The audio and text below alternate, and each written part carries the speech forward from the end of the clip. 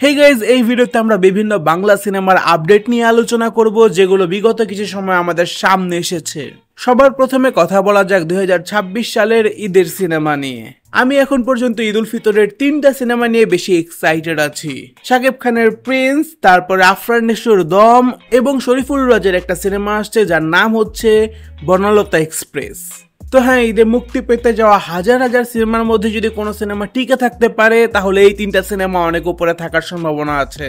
শাকিব খানের এই প্রিন্স সিনেমায় নায়িকা নাকি হতে যাচ্ছে 3টার মতো এবং তার মধ্যে একটা নায়িকা হতে পারে তাসনিয়া ফারিন।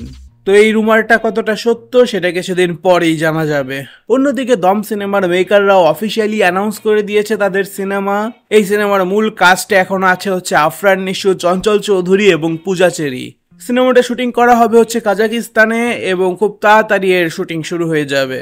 এর সাথে আরেকটা সিনেমারও আমরা আপডেট শুনতে পেরেছি, সেটা হচ্ছে আন্ধার সিনেমা, যেখানে অভিনয় করছে চঞ্চল চৌধুরী, সিয়াম আহমেদ এবং ডিরেকশন দিচ্ছে রাহান রাফি। এই সিনেমাটার শুটিং নাকি সম্পূর্ণ গোপনেই কমপ্লিট করে ফেলা হয়েছে এবং খুব দ্রুতই আমাদের সামনে কোনো না কোনো টিজার অথবা অ্যানাউন্সমেন্ট আসতে যাচ্ছে। তুফান 2 নিয়ে রাহান রাফির কাছে জিজ্ঞেস করা হলে রাহান রাফি উত্তরে জানায় যে তারা যে কোনো কিছুর একটা 2 নিয়ে, অর্থাৎ তাণ্ডব 2, তুফান 2 অথবা সুড়ঙ্গ 2 নিয়ে 2026-এর যে কোনো একটা ঈদে আসবে। তারা এখনো সবকিছুর প্রি প্রোডাকশনের কাজ করছে এবং তারা খুব তাড়াতাড়ি ডিসাইড করলে আমাদের সামনে অ্যানাউন্সমেন্ট করে দিবে। ডেলুপি নামক একটা সিনেমা মুক্তি পাবে বাংলাদেশে 14ই নভেম্বরে। এইটা নিয়ে আমি কিছুটা এক্সাইটেড আছি, কারণ এর মেকাররা এর আগে বানিয়েছে হচ্ছে শাটি কাপ এবং সিনপাটের মতো ওয়েব ফিল্ম। তো হ্যাঁ, কম বাজেটের একটা ইন্টারেস্টিং গল্প হয়তো আমরা দেখতে পারবো এবং হয়তো এটা আমি সিনেমা হলে গিয়ে এক্সপেরিয়েন্স করব, কারণ এর মেকারদের প্রতি আমার একটা ভরসা আছে।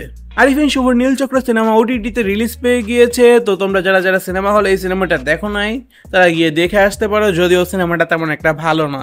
তো হ্যাঁ, এই সকল আপডেটই ছিল বর্তমানে বাংলাদেশি সিনেমা রিলেটেড। এখনো সোলজার সিনেমার কোনো আপডেট আমরা ইন্টারেস্টিংলি পাই নাই। শুধু মাঝে মাঝে আমাদের সামনে কিছু শুটিং এর দৃশ্য ভাইরাল হয়ে আসে এবং শাকিব খানের লুক দেখতে পারি আমরা। যদি ইন্টারেস্টিং কিছু আসে তাহলে সেটা নিয়ে তো ভিডিও করা হবেই, তাই এর জন্য চ্যানেলটাকে সাবস্ক্রাইব করে রাখতে পারো এবং তোমাদের মতামত আমাকে কমেন্টে জানাতে পারো যে তোমরা কোন সিনেমা নিয়ে বেশি এক্সাইটেড আছো। দেখা হবে তোমাদের সাথে পরের ভিডিওতে। বিদায়।